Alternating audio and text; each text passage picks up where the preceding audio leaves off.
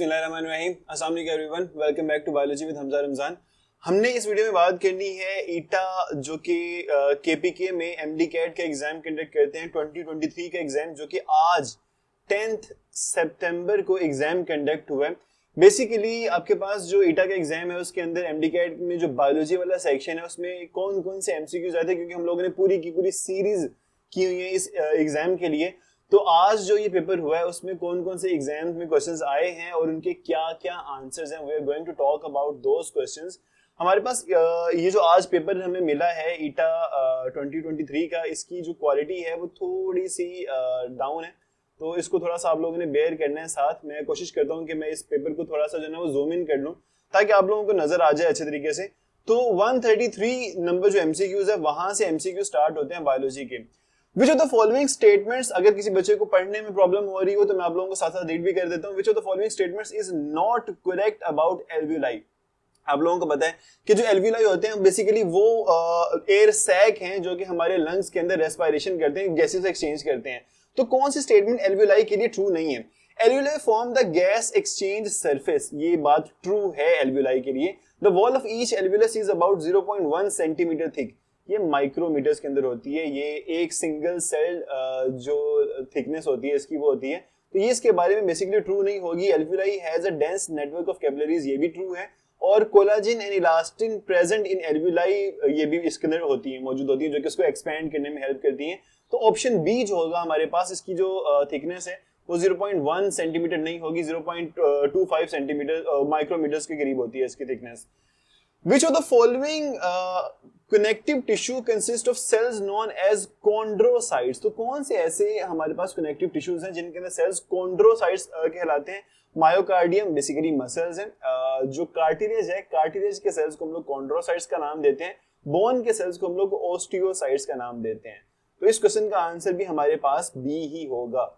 The joint present between wrist bones is, अच्छा यहाँ पे बच्चे जो wrist bones के अंदर joint होता है, ये वाला हमारे पास joint होता है, ये ग्लाइडिंग joint है।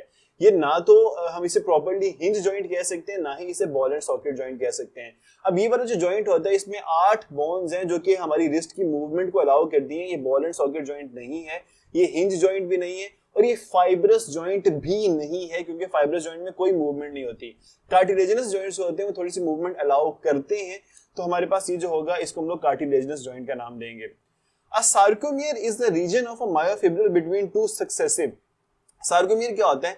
किसी भी मायोफिब्रिल के अंदर जो कॉन्ट्रैक्टाइल यूनिट होता है, एक मसल का जो कॉन्ट्रैक्टाइल यूनिट है, उस यूनिट को हम लोग सार्कोमियर का नाम देते हैं। और ये जो इसकी डेफिनेशन के अंदर आप लोग पढ़ते हैं कि sarcomere is the region between two Z lines, दो जी लाइंस या ज्विशन लाइन के दरमियान में जो एरिया होता है उसे हम सार्कोमियर का नाम देते हैं।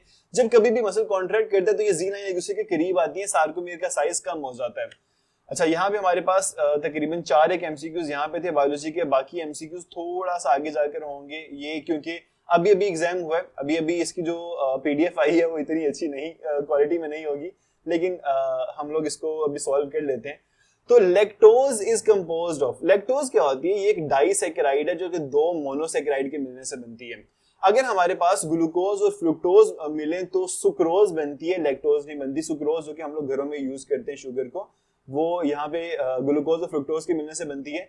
ग्लूकोज और गैलेक्टोज अगर मिलती हैं तो हमारे पास ये जो डाइसैकेराइड बनाती है ये हमारे पास होती है लैक्टोज। इसका आंसर होगा बी। ग्लूकोज और ग्लूकोज अगर मिले तो माल्टोज बनती है। सेप्रोफाइटिक बैक्टीरिया आर, अब सेप्रोफाइटिक बेसिकली वो वाला ऑर्गेनिज्म होता है जो कि किसी भी डेड और डिकेइंग ऑर्गेनिक मैटर को डिकम्पोज करता है, उसको तोड़कर उसके जो न्यूट्रिएंट्स होते हैं उनको एनवायरनमेंट में रिलीज करता है, ये डेड ऑर्गेनिक मैटर को खाता है। तो ऑटोट्रोफिक बैक्टीरिया नहीं होंगे, ये डीकम्पोजर्स होंगे जो कि डेड ऑर्गेनिक मैटर को खा रहे होंगे, डीकम्पोज कर रहे होंगे। दैट इज क्वाइट स्ट्रेंज, क्योंकि हमारे पास अभी तक 6 एमसीक्यूज हमने किए हैं, 6 के 6 का आंसर अभी तक बी आया है, और होपफुली अगला नहीं होगा। The human heart, in human heart right atrium communicates with right ventricle through. अच्छा, राइट एट्रियम और राइट वेंट्रिकल के दरमियान में जो वाल्व होता है, बेसिकली इंटर ऑरिकुलर सेप्टम तो 2 एट्रियम के दरमियान में होगा, वेंट्रिकुलर सेप्टम 2 वेंट्रिकल्स के दरमियान में होगा। राइट एट्रियम और राइट वेंट्रिकल के दरमियान में ट्राइकस्पिड वाल्व होता है, तो सी आपका आंसर है। The first segment of small intestine, छोटी जो इंटेस्टाइन होती है, जो स्मॉल इंटेस्टाइन होती है, उसका पहला जो सेगमेंट होता है वो हमारे पास ड्यूडिनम होता है, देन जिजुनम आता है, देन इलियम आता है, और कोलोन जो है वो लार्ज इंटेस्टाइन का पार्ट है। तो इस क्वेश्चन का आंसर जो है वो ए है। Which one of the following factors does not affect the rate of enzyme action? Temperature enzyme को डीनेचर करता है, उसके एंजाइम एक्शन के रेट के ऊपर अफेक्ट करता है। सबस्ट्रेट कंसंट्रेशन आप लोगों ने पढ़ा होगा कि डायरेक्टली इन्फ्लुएंस करता है, और एंजाइम कंसंट्रेशन भी डायरेक्टली इन्फ्लुएंस करता है, वाटर कंसंट्रेशन नहीं करता। तो water concentration will be your answer. Light reaction occurs in the dash of chloroplast. Chloroplast अगर हम लोग मैंने ये वाला एमसीक्यू पता नहीं कितनी दफा हम लोगों ने देख लिया पास पेपर्स के अंदर आते हुए कि अगर सपोज कर लें क्लोरोप्लास्ट है, उसके अंदर ये जो थाइलाकोइड मेम्ब्रेन्स एक दूसरे के साथ मिलकर स्ट्रक्चर बनाती हैं, इसे हम लोग ग्रेनम का नाम या ग्रेना का नाम देते हैं। ग्रेना जो होते हैं, ग्रेना के ऊपर लाइट रिएक्शन होता है, और बाहर जो आपके पास ये यहाँ पे लिक्विड सा मैट्रिक्स होगा जिसको हम स्ट्रोमा कहते हैं, उसमें डार्क रिएक्शन होगा। तो हमारे पास जो क्लोरोप्लास्ट है उसमें लाइट रिएक्शन जो है वो ग्रेनम के अंदर या थाइलेकोइड मेम्ब्रेन्स के अंदर होता है। अगर ग्रेनम की ऑप्शन नहीं होगी तो थाइलेकोइड की ऑप्शन हमारे पास मौजूद होगी। How many pieces of ribonucleic acid make up the genome of influenza virus?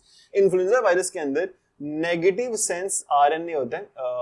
आपके पास जो नेगेटिव सेंस आरएनए मॉलिक्यूल होता है, इसको कन्वर्ट करना पड़ता है, उसमें मैसेंजर आरएनए में कन्वर्ट करना पड़ता है, देन ये एक्सप्रेस होता है। और इन्फ्लुएंजा वायरस के अंदर तकरीबन 8 मॉलिक्यूल्स होते हैं नेगेटिव सेंस आरएनए के। In Mendelian cross for heterozygous flower, what is the probability heterozygous flower की उसने जीनोटाइप दी है capital P and small p. What is the probability that the dominant allele will be in sperm and the recessive in the egg? अगर हमारे पास ये वाला एक organism produce हुआ है तो कोई, क्योंकि अब ये वाली जो ट्रेट है, मेंडल ने जो सी भी ट्रेट स्टडी की थी उनमें से कोई भी जेंडर लिंक्ड ट्रेट नहीं थी, सारी की सारी ऑटोसोमल थी, तो ये किसी से भी आ सकती है, डोमिनेंट एलील कहीं से भी आ सकती है, रिसेसिव कहीं से भी आ सकती है। इसके जो चांसेस होंगे वो 50-50% चांसेस होंगे, 0.5 इसका आंसर होगा। Mastication causes exocrine glands under the tongue and the back of the mouth to secrete a watery liquid called. जब हम लोग खाने को च्यू करते हैं, मेस्टिकेशन का मतलब हम जब खाना चबाते हैं उस दौरान क्या होता है कि exocrine gland basically salivary glands होते हैं, जो सबलिंगुअल ग्लैंड, सबमैंडिबुलर ग्लैंड और पैरोटिड ग्लैंड यहाँ पे करके होते हैं। ये वाले ग्लैंड्स कौन सी चीज को रिलीज करते हैं? अब बच्चों आप लोगों को पता है स्लाइवरी ग्लैंड्स हैं ये, तो स्लाइवरी ग्लैंड्स ने क्या चीज सिक्रीट करनी है? वो बोलस तो सिक्रीट नहीं करेंगे, बाइल लिवर ने सिक्रीट करना होता है, पैंक्रियाटिक जूस पैंक्रियाज ने सिक्रीट करना है, वो सलाइवा बनाएंगे। अच्छा जी, तो ऊपर चलते हैं, इसी पेज का जो पार्ट 2 है, क्वेश्चन नंबर 181 है।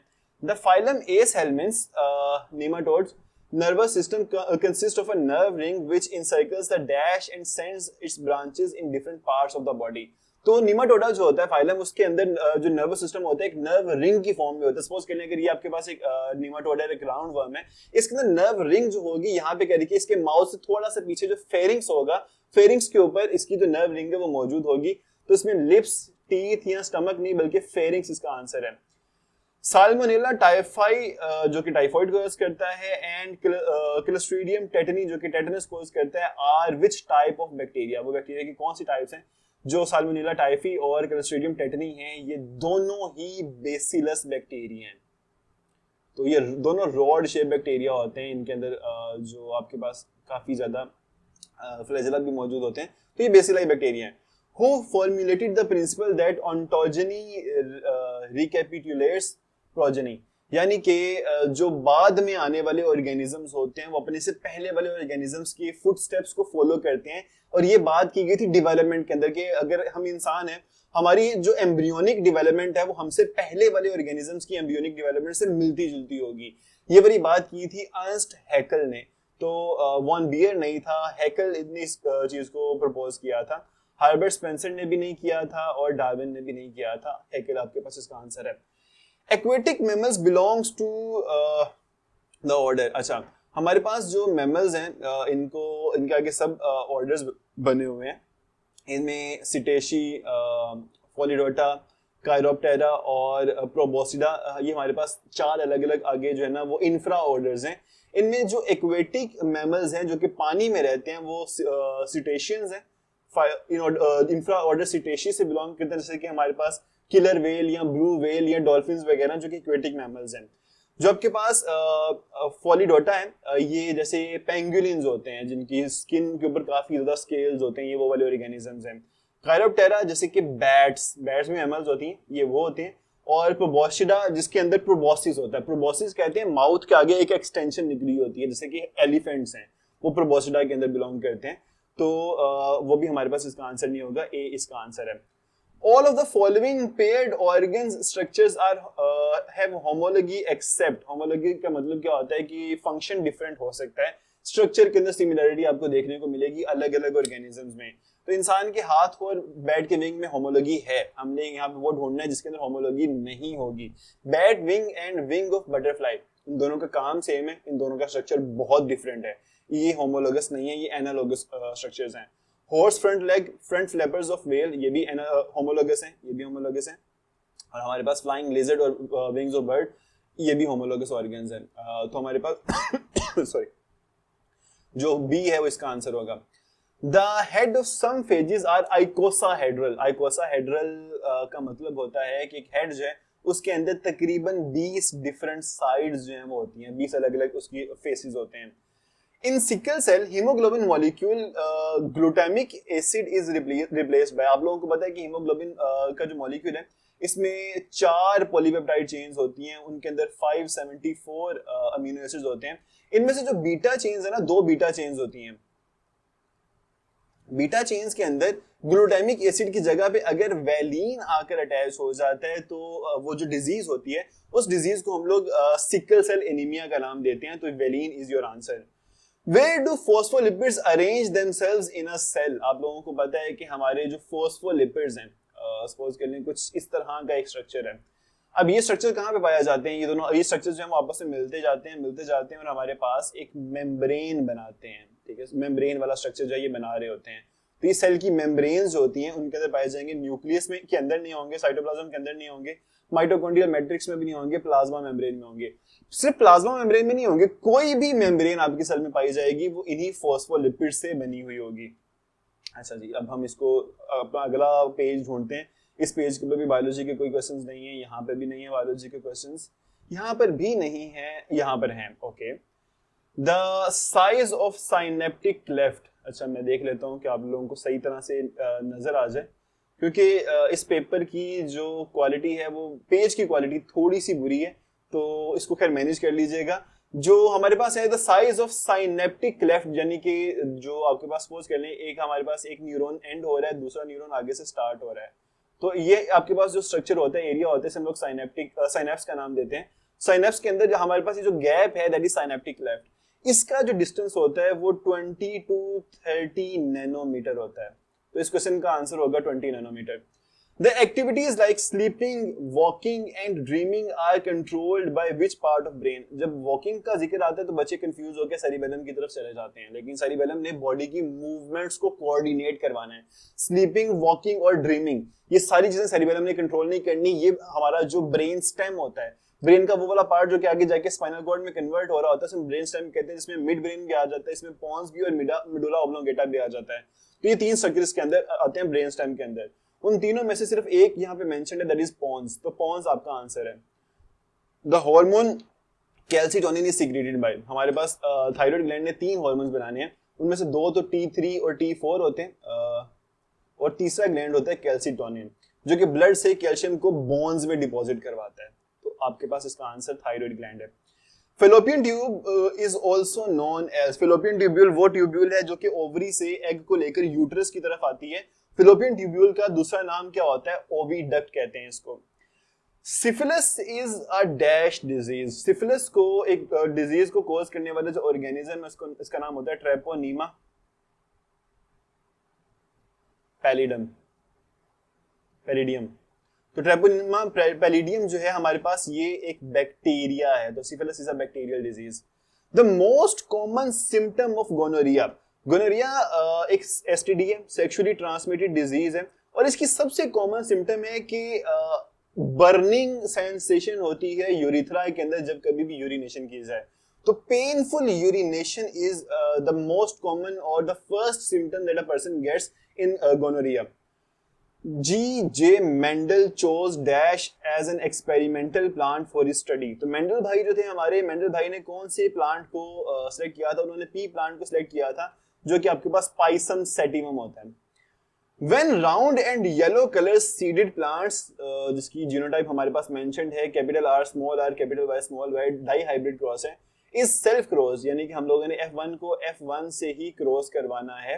तो the number of plants with round and yellow colour seeds obtained in is dash in 32 plants. अच्छा बच्चों, ये आप लोगों ने समझना है। हम लोगों ने ये देखा हुआ है कि हमने जब भी ये वाला क्रॉस करवाया तो हमारे पास नॉर्मली 16 प्लांट्स जो आते हैं, 16 प्लांट्स के अंदर रेशो होती है 9:3:3:1। ठीक है, अब उसमें 9 जो होते हैं वो होते हैं round and yellow, round yellow होते हैं। उसमें 3 जो है वो राउंड एंड ग्रीन होते हैं। 3 हमारे पास रिंकल्ड एंड येलो होते हैं, और एक जो होता है उसमें वो रिंकल्ड ग्रीन होता है। तो इसमें 16 में से अगर 9 हमारे पास होंगे राउंड येलो, तो 32 या 32 प्लांट्स में से 18 होंगे। तो इस क्वेश्चन का आंसर जो है वो 18 है। In crossing over, exchange of material and paternal chromatid parts occur while homologous chromosomes are paired. तो जो आपके पास क्रॉसिंग ओवर होती है वो मियोसिस 1 के अंदर, जो प्रोफेज है, प्रोफेज के अंदर हो जाती है, मियोसिस 2 में नहीं होती, मेटाफेज के अंदर नहीं होती, वो प्रोफेज के अंदर होती है। तो आपका आंसर जो है वो ए है। ऊपर चलते हैं, दोबारा से इसको जूम करते हैं। Drosophila melanogaster is the scientific name of. Drosophila melanogaster जो है वो हम फ्रूट फ्लाई को नाम देते हैं। मुझे यहाँ पे नजर आ रहा है कि इस जगह पर आकर तो छोटी स्क्रीन के ऊपर भी काफी अजीब होगी क्वालिटी, लेकिन चलिए थोड़ा सा हम इसको बर्दाश्त कर लेते हैं। Condition that renders the individual less able to form blood clot. अगर किसी इंसान को चोट लगती है, उसका ब्लड क्लॉट नहीं करता, इस कंडीशन को हम लोग नाम देते हैं एक ऐसी डिजीज है जो कि सेक्स लिंक्ड भी होती है, रिसेसिव डिजीज है, ऑटोसोमल भी होती है उसकी एक टाइप, और 2 टाइप्स है उसकी सेक्स लिंक्ड होती हैं, वो हीमोफीलिया है। इंट्रास्पेसिफिक स्ट्रगल रेफर्स टू, एक स्पीशीज के अंदर जो स्ट्रगल होगी उसे हम इंट्रास्पेसिफिक स्ट्रगल कहते हैं। और वो स्ट्रगल क्यों होगी? सेम रिसोर्स को, सेम चीज को ऑब्टेन करने के लिए अगर कोई स्ट्रगल हो रही है तो वो इंट्रास्पेसिफिक स्ट्रगल होगी। नॉर्मली ये फूड को ऑब्टेन करने के लिए या रिप्रोडक्शन के लिए चांसेस होते हैं, उनको ऑब्टेन करने के लिए स्ट्रगल की जाती है। इसे हम कंपटीशन कहते हैं between the members of the same species. Different species के मेंबर्स के दरमियान में कंपटीशन ये वाला नहीं होगा, सेम स्पीशीज के अंदर होगा। Identify fossil bird among the following. अच्छा जी, पाइथन एक स्नेक है, ये अभी भी जिंदा है। खैर, जो आर्क्योप्टेरिक्स है, ये एक फॉसिल बर्ड है जो कि रेप्टाइल और बर्ड दोनों के दरमियान में एक कनेक्शन जनरेट करता है। Which of the following organelle is, अच्छा ये जो आर्क्योप्टेरिक्स वाला MCQs है हम लोगों ने पिछले पेपर में भी किया था। Which of the following organelle is regarded as self-replicating organelle? बच्चों हम लोगों ने बहुत दफा ये वाला MCQs देखा है, मैंने आप लोगों, और हमेशा इसमें क्लोरोप्लास्ट का आंसर होता था। मैं आपको हमेशा ये कहता था कि यार क्लोरोप्लास्ट प्लस माइटोकॉन्ड्रिया, ये आपके पास 2 ऐसे ऑर्गेनेलीज हैं जो कि सेल्फ रेप्लिकेटिंग ऑर्गेनेली हैं, इनका अपना जीनोम है, ये बेसिकली एवोल्यूशन को साबित करते हैं। इन दोनों के अंदर 70S वाले राइबोसोम्स होते हैं, माइटोकॉन्ड्रिया में भी वही होते हैं, क्लोरोप्लास्ट के अंदर भी वही होते हैं। तो सी आपके पास आंसर है। The prokaryotic cell wall is composed of. Prokaryotic cell wall जो होती है जनरली आप पढ़ते हैं कि पेप्टिडोग्लाइकन की बनी हुई है, ठीक है। अब पेप्टिडोग्लाइकन की बनी हुई सेल वॉल जो होती है, इसको हम लोग, यानी कि कोई ऐसी सेल वॉल जिसके अंदर प्रोटीन और जो कार्बोहाइड्रेट के रिपीटिंग यूनिट्स ऐड हुए हों, उसे हम लोग म्यूरिन का नाम देते हैं। और इसके अलावा प्रोकैरियोटिक सेल वॉल का एक और नाम होता है, that is sacculus. Dash is found in the exoskeleton of crabs. Crabs के एक्सोस्केलेटन, जैसे कि हमारे पास जो शेल्ड ऑर्गेनिजम्स होते हैं, उनके अंदर जो एक्सोस्केलेटन होता है उसमें मिनरलाइज्ड काइटिन मौजूद होता है। उस काइटिन के अंदर मिनरल जैसे कि कैल्शियम और फॉस्फेट जो हैं वो ऐड हुए होते हैं। तो काइटिन जिसमें मिनरल मौजूद होंगे, सिंपल काइटिन नहीं जो फंगस की सेल वॉल में होता है, मिनरलाइज्ड काइटिन होता है। Choose the unsaturated fatty acid among the following. Palmitic acid 16 carbon के एटम होते हैं, इसमें ये फैटी एसिड सैचुरेटेड है। अरेकिडिक एसिड, अच्छा इसमें 20 कार्बन के एटम होते हैं, ये भी सैचुरेटेड फैटी एसिड है। स्टीयरिक एसिड के अंदर 18 कार्बन के एटम होते हैं, ये भी सैचुरेटेड है। ओलिक एसिड में 18 कार्बन के एटम होते हैं, मगर ये सैचुरेटेड नहीं है, ये अनसैचुरेटेड है। तो हमारे पास इसका आंसर जो है वो डी होगा। The conjugated molecule that is primarily present in egg albumin is, अच्छा एल्ब्यूमिन जो होती है, एल्ब्यूमिन के अंदर तकरीबन एग एल्ब्यूमिन में तकरीबन 65% तक एक मॉलिक्यूल होता है जो कि कॉन्जुगेटेड मॉलिक्यूल है, वो लिपोप्रोटीन होती है। लिपिड्स और प्रोटीन के मिलने से जो मॉलिक्यूल बनता है वो यहाँ पे मौजूद होता है एग एल्ब्यूमिन के अंदर। अच्छा, यहाँ पे इस शीट के ऊपर भी हमारे एमसीक्यूज नहीं है, बायोलॉजी वाले नहीं है, यहाँ पे एमसीक्यूज हैं बायोलॉजी वाले। तो हम थोड़ा सा इसको मजीद जूम कर लेते हैं, थोड़ा सा आगे की तरफ चलते हैं। Follicle stimulating hormone stimulates spermatogenesis by stimulating dash cells to complete the development of sperms। अच्छा, तो follicle stimulating hormone सिर्फ फीमेल्स में प्रोड्यूस नहीं होता, उसने स्पर्मेटोजेनेसिस भी करवानी है। और सॉरी, जो लेडिक सेल्स हैं हमारे पास, लेडिक सेल्स को हम लोग इंटरस्टिशियल सेल्स भी कहते हैं। इनके ऊपर ल्यूटिनाइजिंग हार्मोन आकर एक्ट करते हैं ताकि ये टेस्टोस्टेरोन प्रोड्यूस करें। जो फोलिकल स्टिमुलेटिंग हार्मोन करवाएगा डेवलपमेंट ऑफ स्पर्म्स, स्पर्म्स की डेवलपमेंट या स्पर्म्स की नरिशमेंट करने वाले जो सेल्स होते हैं वो सर्टोली सेल्स होते हैं, तो वो इनके ऊपर आके एक्ट करेगा। उसके अलावा इनहिबिन हार्मोन, जो ये इनहिबिन कोई सेल नहीं है, हार्मोन का नाम है, जो कि सर्टोली सेल्स खुद प्रोड्यूस करते हैं। The process of photophosphorylation takes place in, phosphorylation का मतलब होता है the production of ATP। photophosphorylation यानी कि लाइट को यूज करते हुए ATP को बनाना। तो जो लाइट रिएक्शन है, फोटोसिंथेसिस है, वो कहां पर होती है? न्यूक्लियोलस में तो नहीं होती, न्यूक्लियस में भी नहीं होती, गोल्जी बॉडीज में भी नहीं होती, वो क्लोरोप्लास्ट के अंदर होती है। Which of the following hormones is released by posterior lobe of pituitary gland? अच्छा बच्चों, यहाँ पे देखो रिलीज लिखा होगा, प्रोड्यूस नहीं लिखा हुआ। जो पोस्टीरियर लोब होता है वो हार्मोन बनाता नहीं है, वो सिर्फ सिक्रीट करता है। तो पिट्यूटरी ग्लैंड का जो पोस्टीरियर लोब होता है उसने दो हार्मोन स्टोर करने होते हैं। एक हमारे पास है जी ऑक्सीटोसिन, दूसरा वाला है एडीएच या एंटी डायूरेटिक हार्मोन। ए आपका आंसर है। Which of the following agents can easily pass through filter paper? We all know इस क्वेश्चन का आंसर क्या है कि कौन सा एजेंट है जो कि इजीली फिल्टर पेपर में से गुजर जाता है? That is virus।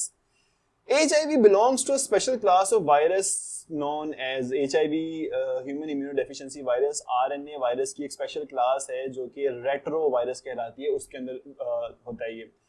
The capsule of a bacterial cell is a sticky gelatinous structure made up of protein and, जो आपके पास बैक्टीरिया का कैप्सूल होता है उसमें प्रोटीन के साथ साथ कुछ पॉलीसैकेराइड्स मौजूद होते हैं। तो पॉलीसैकेराइड्स क्या होते हैं बच्चों? They are carbohydrates. बी आपका आंसर है। The transgenic plants such as golden rice are produced primarily with the help of। अच्छा, यहाँ पे जो हम प्लांट्स को ट्रांसजेनिक बनाते हैं ना, प्लांट्स के जीनोम को अगर हम लोग चेंज करते हैं तो हम उसके अंदर जो वेक्टर यूज करते हैं उसकी जीन्स को चेंज करने के लिए, वो एक बैक्टीरिया है। और तकरीबन 25 इयर्स से हम लोग एक बैक्टीरिया को यूज कर रहे हैं ट्रांसजेनिक प्लांट्स बनाने के लिए। That is agrobacterium. एग्रोबैक्टीरियम जो होता है ट्यूमर फोसियंस, एग्रोबैक्टीरियम हम लोग यूज करते हैं एग्रीकल्चर के अंदर ट्रांसजेनिक प्लांट्स प्रोड्यूस करने के लिए। Which of the following chemicals is used to preserve biological specimen? Formaldehyde या फॉर्मेलिन नॉर्मली हम लोग यूज करते हैं। जो कोई भी बायोलॉजिकल स्पेसिमेन अगर आप लोग जाके देखें ना अपने कॉलेजेस की लैब्स में देखेंगे तो आप लोगों को आइडिया होगा कि कुछ ऑर्गेनिजम्स होते हैं, डेड ऑर्गेनिजम्स हैं, उनको प्रिजर्व किया जाता है, एक लिक्विड सा डाला जाता है, that is formalin. Coral reefs are the characteristic feature of the phylum. Coral reefs होती हैं वो कौन से जो फाइलम के कैरेक्टरिस्टिक फीचर हैं? फाइलम सिरेंट्रेटा नहीं होता, आर्थ्रोपोडा या प्लेटीहेल्मिन्स नहीं होते, फाइलम पोरिफेरा होता है। जो कि कोरल रीफ्स वो समंदर के अंदर रॉक्स सी बनी हुई होती हैं जो कि एक हमें स्पेसिफिक एनवायरनमेंट या इकोसिस्टम देती हैं। According to the sliding filament hypothesis, the release of dash ions, जो डैश आयंस कौन से आयंस होते हैं जो सार्कोप्लाज्मिक रेटिकुलम से निकलते हैं, causes the reorientation of certain components in thin filaments. यहाँ पे कैल्शियम आयंस होते हैं जो कि जाके बाइंड करते हैं ट्रोपोनिन प्रोटीन्स के साथ, ट्रोपोनिन प्रोटीन के साथ बाइंड करते हैं और बाइंड करके उसको मूव करवाते हैं ताकि ट्रोपोमायोसिन भी वहां से हट जाए और हमारे पास जो मसल की कॉन्ट्रैक्शन है वो हो, तो कैल्शियम आयंस है। The green glands found in arthropods are concerned with, जो arthropods के अंदर green glands होते हैं बेसिकली उन्होंने अमोनिया को बॉडी से रिलीज करना होता है और अमोनिया को रिलीज करने का मतलब है एक्सक्रीशन करनी है उन्होंने। The Purkinje fibers are the specialized fibers found in, जो Purkinje fibers हैं जो कि हमारे पास ऐसे fibers होते हैं जो कि हमारे हार्ट की कॉन्ट्रैक्शन को कंट्रोल करते हैं, तो ये ह्यूमन हार्ट के अंदर मौजूद होते हैं।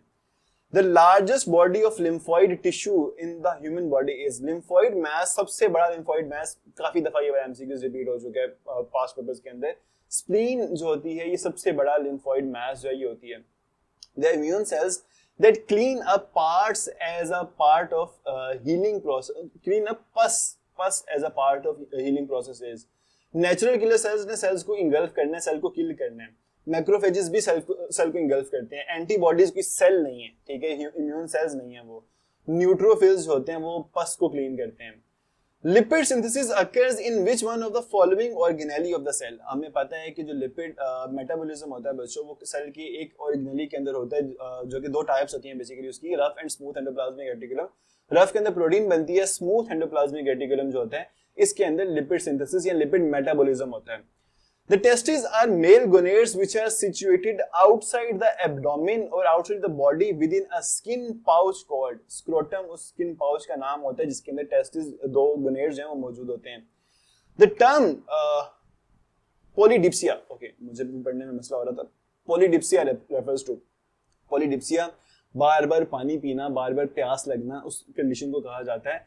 तो a condition of excessive thirst जो होती है that is known as polydipsia। अच्छा जी, हमारे पास लास्ट पेज है इसका, इस एग्जाम का।